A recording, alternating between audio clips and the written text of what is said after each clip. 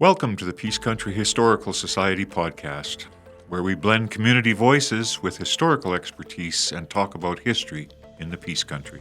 From early settlers to modern trailblazers, we explore how history shapes our lives today. Subscribe to the Peace Country Historical Society podcast, where the past speaks and we listen. Good afternoon and welcome to another episode in the Peace Country History Podcast. We are going to focus this week on the theme of hockey and the central role it played in the community, the way it created young men who could have prominence, exercise leadership, some structured competition, learn sportsmanship, and then some of them moved on because of their skill and their ability into the professional leagues. And you'll notice the one goal for a lot of folks in the English-speaking world in Canada was to end up in the team that I'm kind of promoting here, the Toronto Maple Leafs. And with me I have a guest, special guest, Stan Neufeld, who is one of the founders of our Hockey Legends. You might say it's our Hall of Fame. And we're going to take a walk down memory lane in the Design Works Lounge, down in the Design Works arenas, and visit some of those famous names by going through the faces in the lounge that you helped create and have been guardian of and inspiration for. So thank you, Stan, for being here. Tell me a bit about yourself. Homegrown Grand Prairien, grew up here, proud to be a Grand Prairien. Learned to play hockey on the rinks of Bear Creek Flats. Okay. Grew up playing minor hockey. Thanks to the army of volunteers who created those opportunities for us. Did all my schooling here and eventually ended up back here teaching. There you go. Where'd you teach? I taught first at the old Montrose Junior High School and then at Grande Prairie Comp High School. Okay, and somewhere along the line you must have fell in love because you're still here. Still here. Yeah. Yep. I like the winter. Yep. Like shoveling snow. There you go. Like getting the snowshoes out. And exactly. Yep. Yeah. Well, the first time today I got the snowblower out that we bought because I'm starting to get tired of shoveling all that snow by myself. Good timing. Yeah, exactly. I gave in. Yeah. Showed my weakness. Yeah. So what we're going to do today is go to the lounge and look at some pictures, and you can tell us a bit about who these people were and what they did, so that when we hear these names in the community or we're in the lounge and we see those faces, they're not as unfamiliar to us. So we're gonna watch them appear and visit, kind of like we're watching the old games on TV.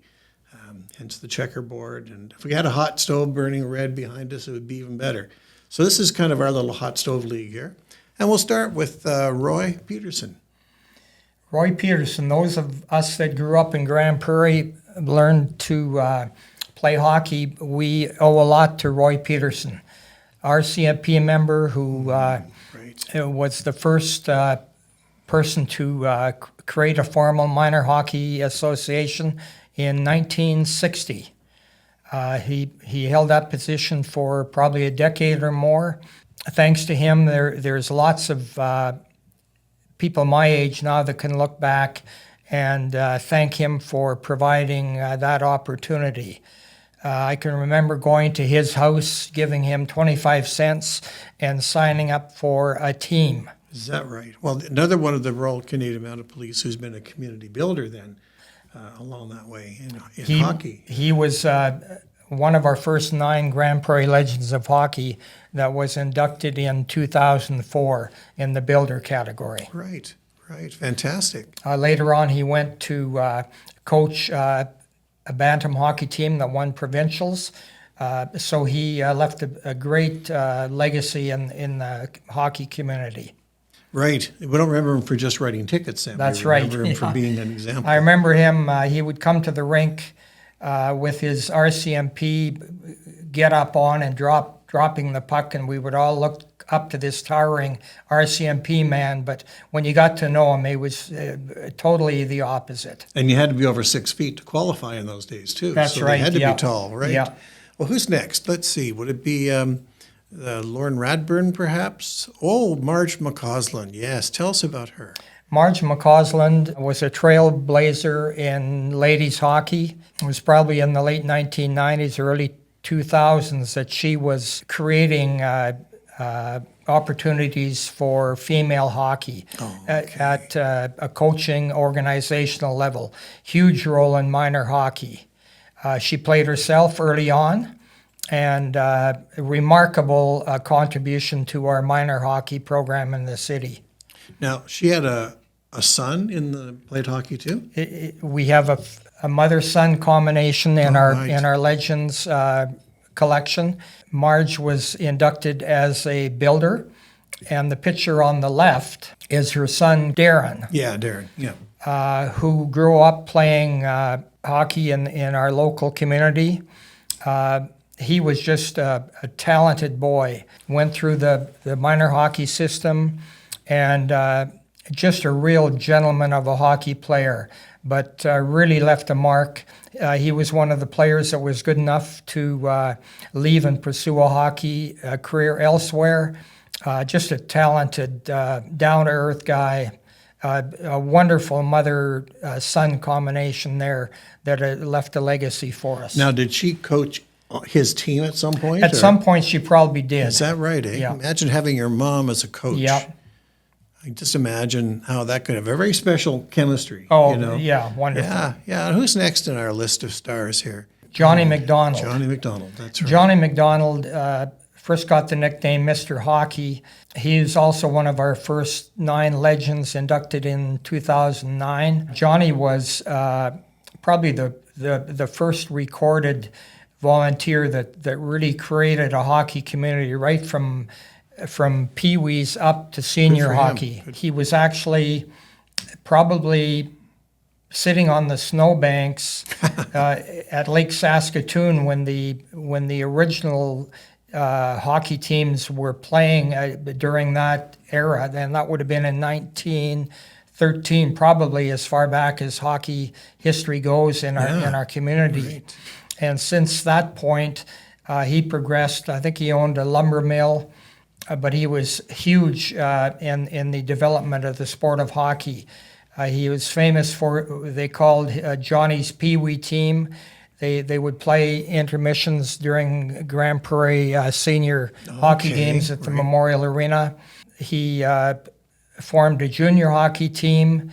Later on, he became manager of the senior hockey team, both the Red Devils and later the name of that became the Athletics. Right. And the Athletics were the ones that became the Storm eventually. No. Oh, okay. No, that Storm is junior. Oh, sorry, you're right. Yeah. Okay. Here's Lauren Radburn. Lauren Radburn, another huge community contributor, the local boy again. He actually is our most recent inductee. Okay. He was inducted as a Lifetime Achievement role. Lauren has over 40 years of volunteer work in the local hockey community, still involved. He played minor hockey, but decided after that he wanted to pursue coaching. During his university days, he would go to the Golden Bear Arena and watch practices that his friend George Repka was playing on. Yep. And that's where Lauren actually took notes and learned about coaching through the influence of Claire Drake. Okay. So Lauren came home and got into a volunteer role of coaching, coached many levels of hockey. Just a huge contribution to our hockey community, also our general community.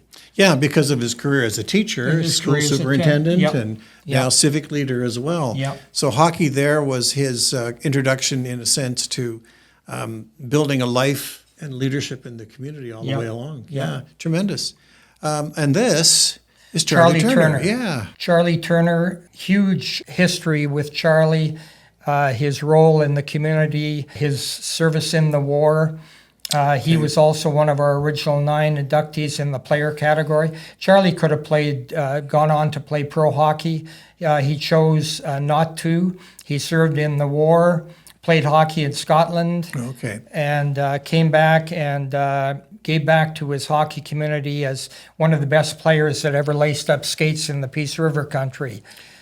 Charlie won every kind of award you could think of during his time. He played with a number of teams during his career.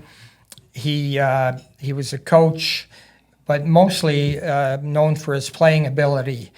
He won various scoring titles in the league, but he was really good on fair play. Okay. I know in 1956 he won the Most Gentlemanly Player Award in the league, but his skill was just superb. And you wouldn't fight, is that? He wouldn't fight. No, he no. wouldn't fight. Fascinating. No. Look at those boards. I mean, those boards are the ones that I grew up with in the 50s and 60s in our little town. And you mentioned Memorial Arena, and not everybody knows that those arenas were all built after the war when the government asked the veterans, what do you want to have as a lasting monument to your service? And they said, well, give us something that we can commemorate in the community. Yep. And so any of us who remember the little towns we lived in Canada with memorial arenas, often made of tremendous wood and spruce, brilliant pieces of barn architecture, really coated in tin. But that was a living monument where a lot of people started their career on the ice. This probably was the Wapiti Arena. Okay. And it served for a lot of years. I think it was probably built in the 20s.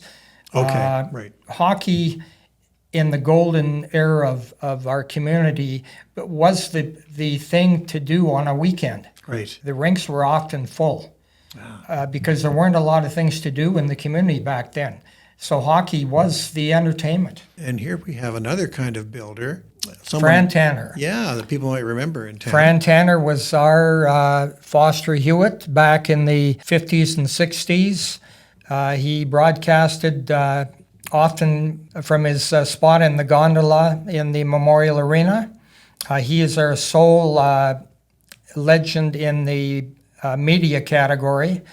Fran was known for his play-by-play. He was also a World War II veteran. Many stories about him. He wasn't a great hockey player, but he was fast. There's a story about him in the war where he was chased by Army soldiers and escaped simply because of his speed. And that wasn't on the ice. But Fran was with the CFGP for years. And he also was an assistant manager of the Wapiti Rink for a while with Billy Bizant Sr. Okay. Well, it's interesting you mentioned overseas because for a lot of these young men, overseas was where you went, everyone went that could. And for them, because there were 3 years of sitting around in England before they were actually deployed in Italy or Europe, there was a real pressure to have sports to keep them occupied. And you see a lot of players, Fraser Eady, Jeff Nicklin, were football players who became paratroopers, but a lot of hockey players, including a very young Johnny Bauer and others who filled in their time and probably sacrificed a few teeth playing hockey in the service before they actually deployed in action. That's why I think, as you said earlier, when they come back, for them, the logical thing to do with their leisure time, especially from their background, would be to get on the ice, or play ball in the summer. But athletics was a recreation that they instinctively went to. Eh? Oscar Blay, former mayor of Grande Prairie, another gentleman who really believed in fair play. His nickname with the athletics was actually Susie, and he was given that name because he just didn't want to get into the fisticuffs. But Oscar played a huge role in the community, not only as a player, but as a builder. Yeah. Oscar was 17 years old playing for the D Company in the National Defense League and winning the scoring title. He was known for his dipsy-doodle kind of head-bobbing style of play. He comes from a family that included 6 brothers, and they were all on the ice one time. The referee had a hard time figuring out who was who. But Oscar was a great hockey player, but in the builder category, he developed Grande Prairie Athletic Society. He developed junior A hockey, promoted a a lot of hockey in the community, as well as his history as a player. Galen Head, probably during the days that I grew up, was the superstar kid coming from Grande Prairie. His dad was manager of the Memorial Arena, and that's pretty much where Galen lived. Galen was known for his skating ability, his fierce shot. He was head over heels above anybody else in hockey at his levels. He moved quickly up to the Oil Kings, where he was on a prolific scoring line. Okay. Made a name for himself there. Eventually ended up in Johnstown, won major awards with the Johnstown Jets, and then continued after that in a coaching career. Right. Now, did they call those kids rink rats in those days? He was the rink rat of rink rats. Okay, you bet. Yeah. They used to call us that.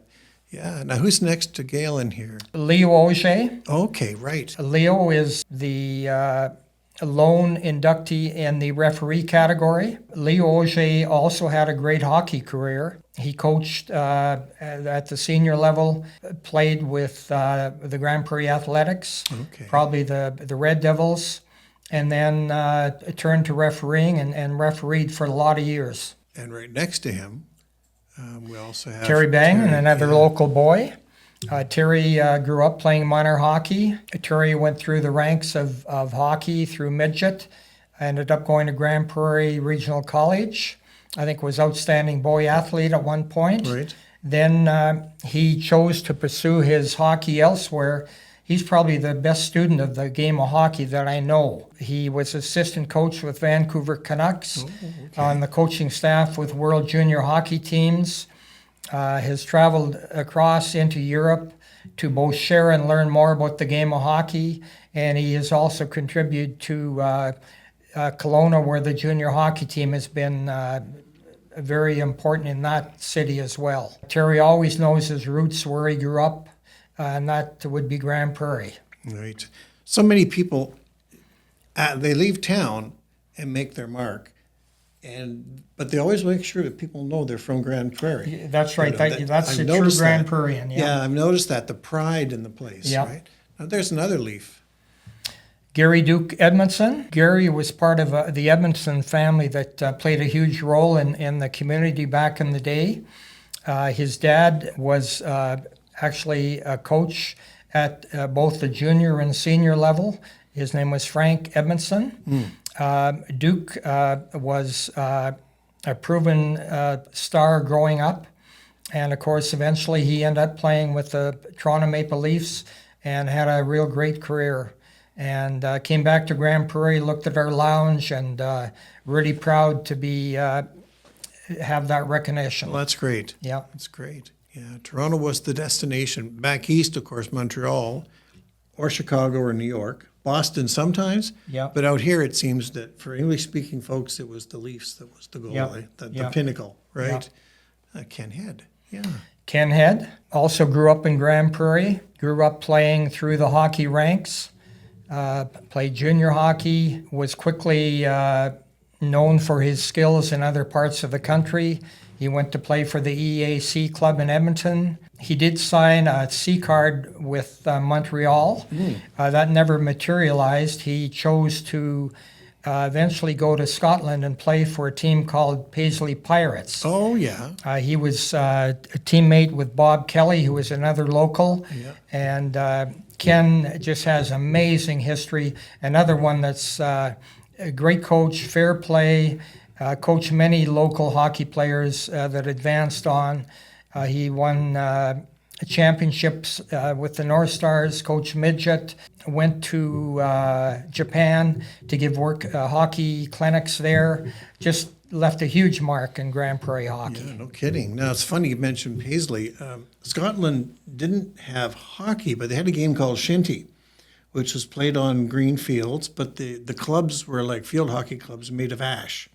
And the talk in the fall was always, when are we going to hear the clash of the ash? And the boys would come from all over, and they'd get in a van and drive someplace and play these murderous games of shinty, which is one of the ancestors of hockey along the way. And it's interesting that, once again, hockey has a place in Scottish life as well. When we lived in Scotland, there were hockey teams around, so that the Canadian game had returned with, of course, originally the ash hockey sticks. But shinty had now got blades, and we could see a bit of their play too. But there's that feeling, in the fall, there's a smell. And for me, it was that smell of going into the arena with fresh ice and skating on that. And there was a moment when you knew the air changed and you were in the rink. And there was a whole new pulse, a whole new attitude, a whole new let's get on the ice and get going that comes with the smell of the arena, of the ice, and who knows what else, maybe the smell of the equipment and a little whiff of the diesel from the ones that Zambonis maybe. But for us, before those days, it was that smell of ice and scrapers and skates, and it was the boards, of course, and it was that quickening of the blood that here we were, just like these old Scotsmen who smell the fall air and reach for their ash club sitting behind the stove, There's an atmosphere to hockey that draws people to it like an addiction, The old rinks had an atmosphere that we don't see anymore, and the younger generation wouldn't know what we're talking about. But if you ever had a chance to get into one of the rinks that you're talking about, or the Memorial Arena, they really stood out. Something we've lost, but Yeah. But we still have the game. Yeah. And here's a team that these are the famous Red Devils who put their name up in the lights. This is a picture of the Grande Prairie Red Devils. This team and the name has a great history. They first started 1932. They lasted for a few years, but as the onset of the war came, the team name left. But after the war, they came back again. The name was a bit controversial and probably ended up with a name change just because certain people in the city felt that it didn't leave a good impression. Okay. But this team includes some incredible hockey players. Bill Besant is in there. Bill Besant. Besant, yeah. The Besant family, huge. Bill played a huge role in our community, both at the civic level and at the hockey level. Bill was a great feisty hockey player. He had a twin brother. Unfortunately, Bob passed away during the war. Overseas, but the two of them, when they both got on the ice, they could cause some flurry, that's for sure. In addition to Bill, we have Mike Malarchuk as a goaltender. That's the father of our legend, Clint Malarchuk. We have Bob Rigler, who played for years in Grande Prairie, left a mark. And, of course, Charlie Turner, Max Henning, and to the right of him was Johnny McMillan. This team lasted probably the team name off and on for a couple of decades. Their last year with that name was 1953.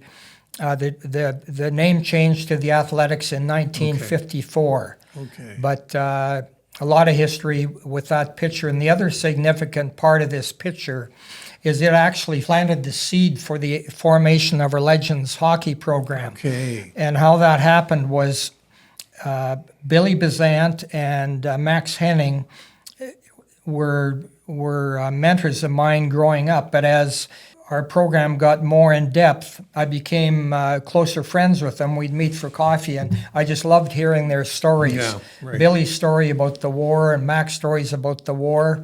But they came over to my house one day and brought this picture and asked what they thought they could do with it. We got talking a little bit, and it's actually how our Legend project came about. That was in 2023. Isn't that something? This is where we're talking about the origin of a historical record, and you as the trustee of that record over all these years, too. Yeah. So we're looking not just at the story of the teams, we're looking at the story of a monument in the arena and a memorial in the downtown arena where the games are, and the actual identification of three of we call them chroniclers, who gathered the data for this story. You bet.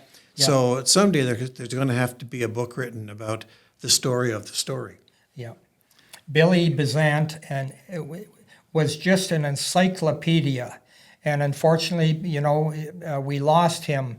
But I would go over to Billy's place, and he had story after story, whether it was hockey or stories about the war. And he was just as sharp. He could remember specific details, both about his war experience and his hockey days. Amazing. Yeah. Okay, well, who else have we got to think about now? There's so many. I mean, there's a jersey to talk about.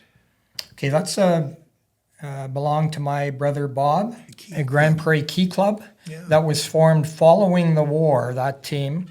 And it involved players who came back from the war, but needed an outlet, and hockey served that purpose. What's the shamrock for? I honestly don't know. A bunch of Irishmen somewhere in that story, eh? Famous decoy. There's a sweater of the decoy. It's actually quite a colorful sweater when you really look at it. Yeah. Pretty creative.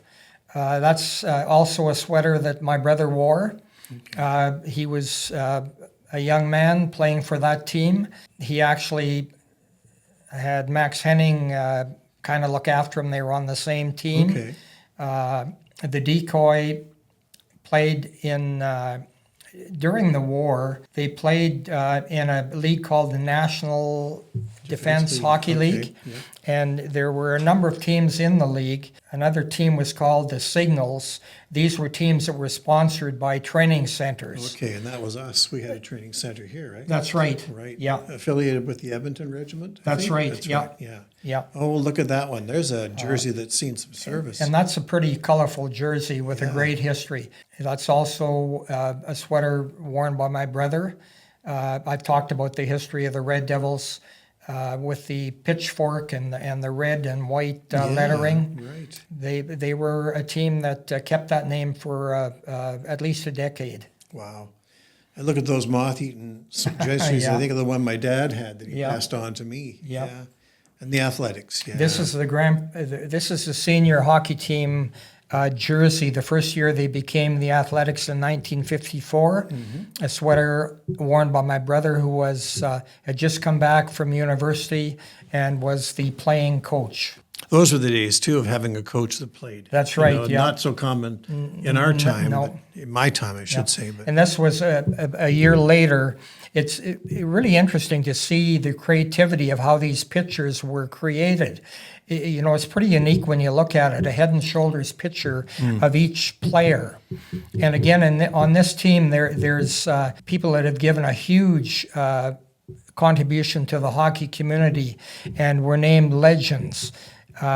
If we look at, take a closer look, we've got Johnny McDonald as manager, just below the name Grande Prairie. We've got Bob Neufeld in the builder category. On the right in the middle, we've got Charlie Turner. On the lower level, third from the left, we've got Oscar Blay. We've got Leo Auger. We've got Max Henning. Just a great hockey team. And they played some fierce hockey with other community centers in the area. who are the great rivals to Grande Prairie? Great all-time rivals would be Hythe, Okay.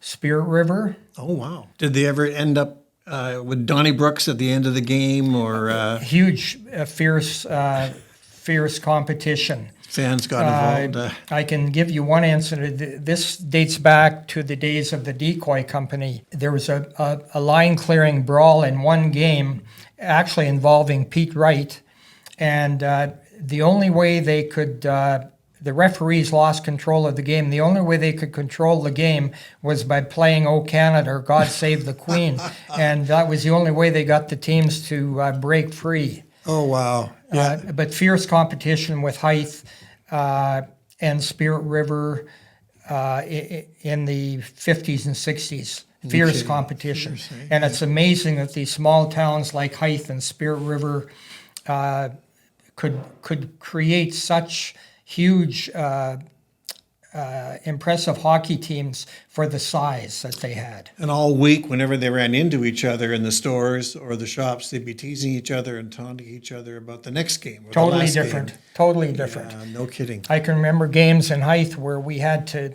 back up the bus to the back door to flee the fans. Oh, wow. Yeah. Yeah. Oh, no throwing bears on the ice then in those days. No, but there were a lot of garbage cans. Oh, dear. Now, there's something. The local paper, right? There's the home One team. thing about our newspaper was the newspaper really promoted sports. You know, they needed advertisers, of course, but they would run full-page features of teams throughout the year, whether it was hockey or baseball or track and field. And you know, the newspaper served a huge role in our community. You wonder how many of those foldovers or centerfolds are lying around in people's attics and in their albums now, you know? I've got about a dozen of them Yeah. in my basement. Yeah, we've got a few at home too. Oh, who's that? Yeah, I was a rookie on that team. Started at age 15. Actually, I think I was 16 this year. We didn't have organized junior hockey, so we, those of us that got the opportunity, moved right from minor hockey to senior hockey. Started you young. But I was pretty lucky. The coach of our team there was Pete Wright, and he was a role model, a mentor to all of us. No helmet. And no helmet. No, my. Yeah. So how many stitches did you get? I had my share. Yeah, exactly. Nose broke a few times. Yeah, exactly. Yeah. There's Charlie, Turner, right. great centerman. He competed into his late 70s Isn't at a that competitive something, eh? level. Yeah. Wow. Now, I'm from out of town, but I still remember some of these names being mentioned. Pete Wright, there's Pete, of course. Pete was a legend, great hockey history. Unfortunately, because of injuries, I think his pro career got cut short. Oh, okay. But he played for the Mercuries overseas, played for EACs. Brian McCurdy, another local hockey player, huge contribution to the local hockey community. Now this uniform appears in our Legends display at Bonnet Center, and it has a legitimate place as in one complete section of our display case. This is a uniform from the Grande Prairie South Peace Panthers. When we talk about ladies hockey, this team is a great example of how ladies hockey has expanded during the years. I think actually it was probably in the 1980s that the Ladies League got going. There was another team called the Aces, but this team, the Panthers, they played locally, but during the late 1990s and early 2000s, they went to Western Canadians and won 5 championships out of 6 years, which is incredible. Yes, what a strain. And other numerous medals at that level, but also at the provincial level, numerous gold medals and other medals. And one of the significant members of that team, whose goaltending equipment appears there, is her name is Kathy Crapely. She played goaltender for that team, but not only as a player, played a huge role in development of the ladies hockey program. Now look at the haircuts and the style, and you know you're talking about the 20s, right? We're talking about 20s. Yeah. And this is probably one of the earliest public displays of ladies hockey. I think this picture is from 1924. Okay. And there's a lady there, her last name is Clifford. She's actually the first white lady that was born in Grande Prairie. Oh, wow. So ladies hockey does have a history. It may not have been advertised as much as the guys, but the ladies have had teams throughout. Yeah, my mother played in the 50s back east in a ladies team. Yeah. Oh, boy, those skates look familiar to me. That was a style. And of course, I wore my father's equipment. You said there was quite a tradition of handing on. Hand-me-downs equipment from my brothers was better than any store-bought gift. Yeah, that's true, eh? Yes. This jacket is in pretty good shape. It's another item that sits in our Legends display at Bonnet Center. This jacket was actually worn and owned by Oscar Blay. We've talked about Oscar already. Right. But the jacket's in great shape. It just goes to show you that, they wore some pretty nice-looking stuff back in those days. And the cresting was pretty good. Yep. Made to last, eh? Yeah. This is a team picture of a Lake Saskatoon hockey team from 1921. As I mentioned earlier, the history of our local hockey goes back to 1913, and that involved games at Saskatoon Lake. Okay. In this picture is a captain, and his last name is Robertson. He's actually a relative of the Byzants. All right. And they played different team numbers, and rules were a little different, but it just shows you that there's hockey history that has been produced, and it's evident today. So that means that really with the first settlers coming from the east, some of them were bringing hockey stick, hockey game, hockey skills, hockey lore. No and question. willingness to get a team together as soon as they could get the ice cleared off. No question. And no kidding. It's an Yeah. old game then for Yeah. here, over a century now in this Yeah. part of the country. Now I was amazed that these guys at each end are in uniform. This is a picture of the decoy company.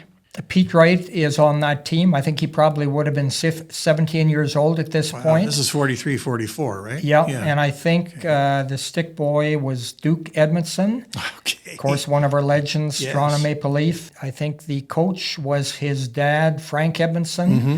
But again, they were sponsored by an Army training center. I think it was a regiment out of Edmonton, actually. But as you see, there's a man in a uniform there.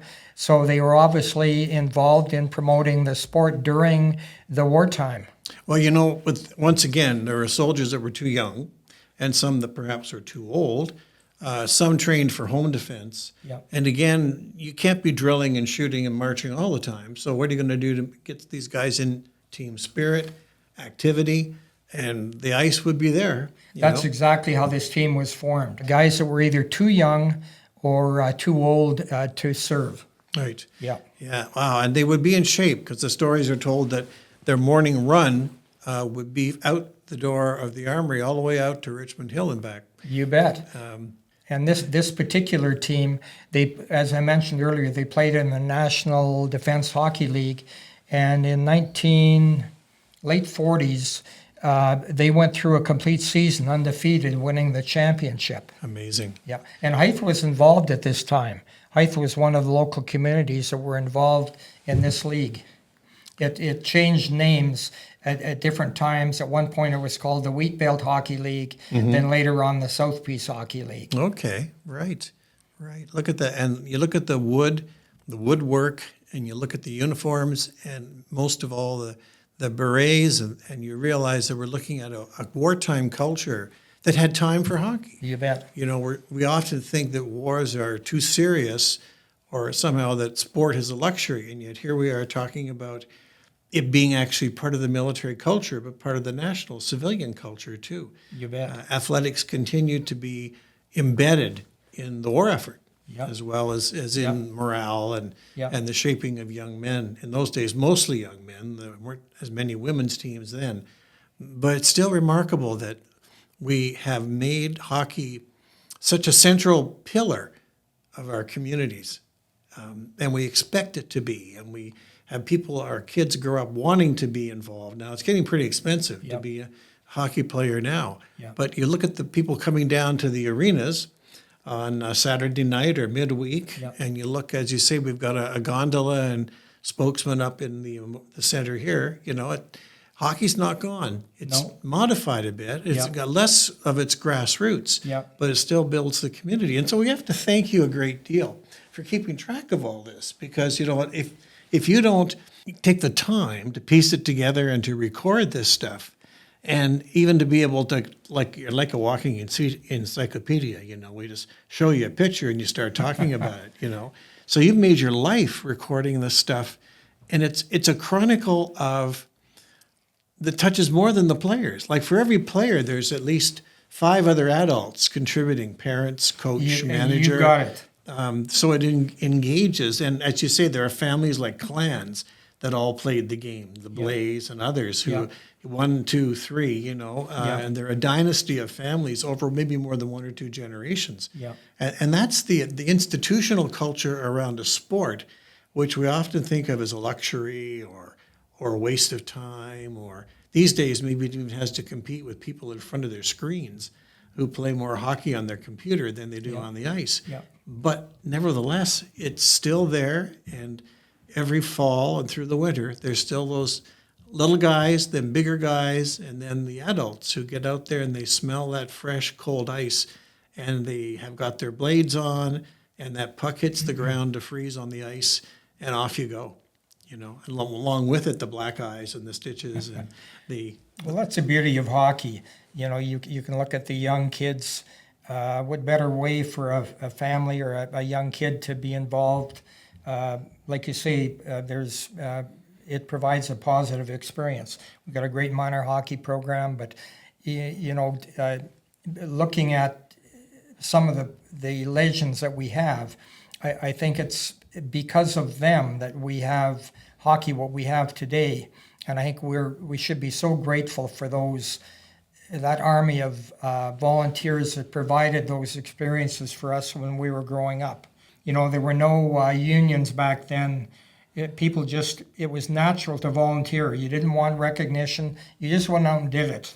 Well, the connection with service clubs, too. The Legion, the Lions, there were so many clubs that sponsored... Knights of Columbus, very good. Yeah, there's groups around that were part of the institution of the community that knew their best direction towards youth was going to be through hockey. Yep. And youth was how they invested their time. Yep. And the volunteer hours that go into that too. Huge. Imagine if we tried to log the hours that every parent, volunteer put into every team. Hockey, of course, right now, but there's other teams through the summer.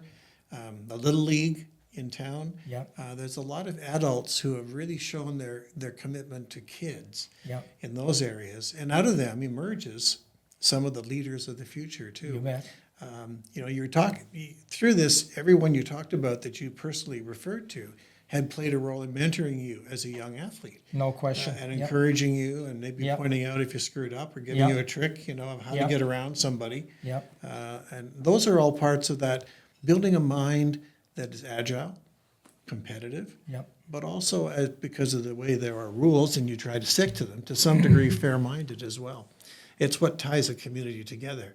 And I want to thank you for coming and giving us this tour, not only of our past, but it also sets up a standard for the present and the future by talking about these individuals who are part of these great teams as well. Stan, it's been great to have you here. And I'm looking forward to visiting with you again. We can gather somewhere, maybe where there's hockey, and maybe some good food. And watch some Leafs, maybe, Leaf reruns, maybe. We still have hope, don't we? We do, yeah. That's right. It's like farming in Alberta. It's next year country. That's but we'll right, get there. That's we'll right. get there, yeah. Thank you so much for this and how you're serving our community in this way. All right, all the best. Well, stay tuned, everyone. We're going to have a hiatus after this 6th episode. And gather our wits about us and gather some energy and see what other topics we have. But our hope is that in the future you'll hear from the Peace Country History Society again with some more broadcasts about history that touches us people. Thank you very much. Thank you for tuning in to the PCHS podcast. If you haven't already, make sure to hit that subscribe button so you are notified when we release new episodes.